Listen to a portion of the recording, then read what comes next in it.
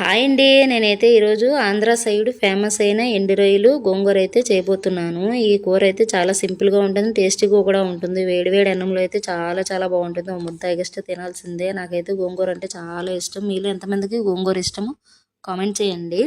అయితే ఏమీ లేదు, చాలా సింపుల్ అండి.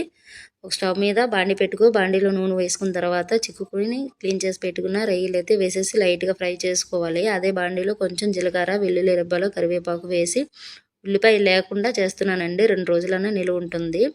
4-5 టమోటాలు కూడా అదే మీ గోంగూరకు తగ్గగా టమోటాలు అయితే వేసేసుకుని మెత్తగా స్మాష్ చేసేసుకున్న తర్వాత గోంగూర కూడా చిక్కుకునేది వేసేసుకోవాలి. అది కూడా మెత్తగా స్మాష్ చేసిన తర్వాత వేయించి పెట్టుకున్న ఎండు రొయ్యలు వేసేసుకోవాలి. కారం అదేనండి, మసాలా కారం వేసుకోవాలి. అది కూర కారం అయినా పర్వాలేదు. అది కూడా వేసుకున్న తర్వాత సరిపడా సాల్ట్ వేసుకొని వేడి వేడి అన్నంలో ఇలా వడ్డించేసుకుంటే చాలా చాలా టేస్టీగా ఉంటుంది. ముద్ద ముద్దకి ఒక కూర అయితే తగులుతుంటే బాగుంటుంది కదా. బాయ్.